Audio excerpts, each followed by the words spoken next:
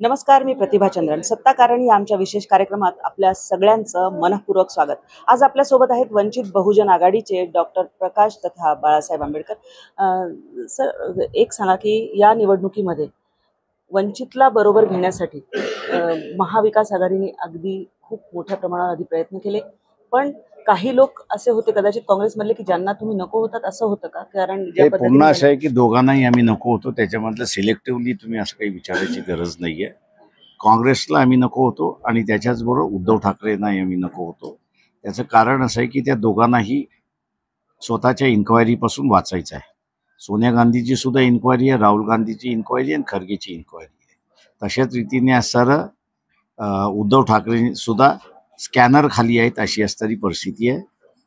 आम्ही जे मुद्दे मांडतोय ते मुद्दे त्यांना परवडणारे नव्हते आणि म्हणून त्यांनी असं आमच्याबरोबर युती केली नाही. त्याच्यामुळे आता जे नॅरेटिव्ह चाललेलं आहे नाही, काँग्रेसमधलं सेनेमधलं काही जण या मुळात या पार्टीजनाच आमच्याबरोबर समझोता करायचा नव्हता. एका दृष्टीने आम्ही म्हणतो फार चांगलं झालं. महाराष्ट्राच्या राजकारणामध्ये वंचित बहुजन आघाडी ही मेन ऑपोजिशन पार्टी उभी राहिली अशी परिस्थिती आहे. पण असं जरी असलं तरी गेल्या वेळची जर बघितलं आपण समीकरण, तर तुमच्याबरोबर MIM सुद्धा जेव्हा होतं तेव्हा एक चांगला फोर्स तयार झालेला होता. आणि यावेळी इम्तियाज जलील हे जे म्हणाले, जे 100 त्यांना जागा लढवू वगैरे अशा वाक्यावरनं फिसकटलं असं त्यांचं म्हणणं आहे.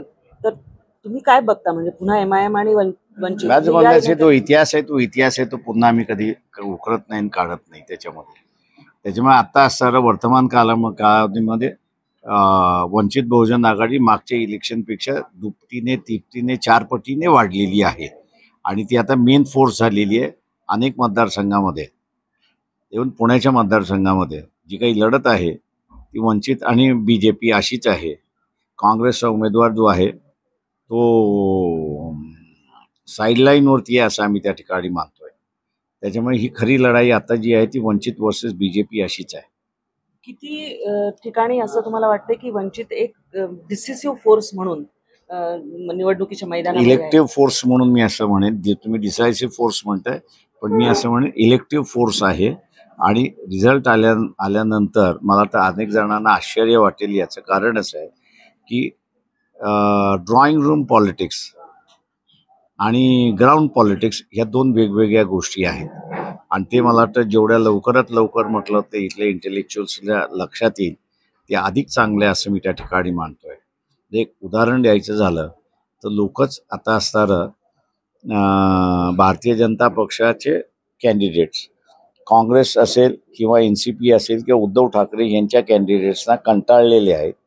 याचं कारण की दोघांनी दिलेले उमेदवार एकाच कुटुंबामधले आहेत. त्याच्यामुळे घराणेशाही, कुटुंबशाही अशी जी आता पक्ष मिळून वाढवण्याचं चाललेलं आहे त्यालाच लोक कंटाळलेले आहेत. आणि सायलेंट रेव्होल्युशन मी असं म्हणेन महाराष्ट्राच्या वोटरचं आपल्याला 4 तारखेला दिसेल असं मी त्या ठिकाणी म्हणतोय.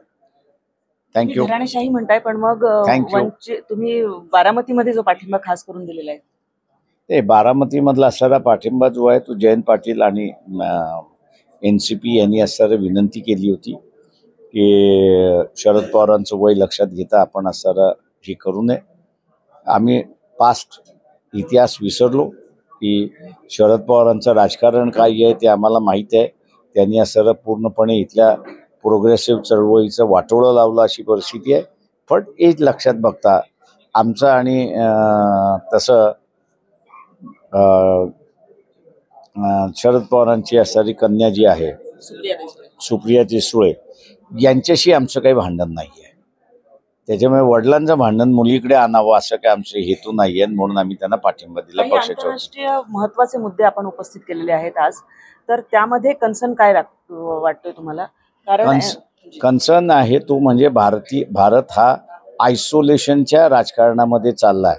जसं भारतीय जनता पक्ष इथल्या मुसलमानांना आयसोलेशन करू पाहत आहे, तशा रीतीने इथे असणारं धार्मिक आतंकवाद जो असणारा ह्या सरकारचा आहे त्याच्यामुळे असणारा भारत हा इंटरनॅशनली आयसोलेशनमध्ये चाललाय की काय अशी भीती आता अनेक जणांना वाटते आणि ती आजच्या प्रेस कॉन्फरन्समध्ये मी असणारं व्यक्त केली.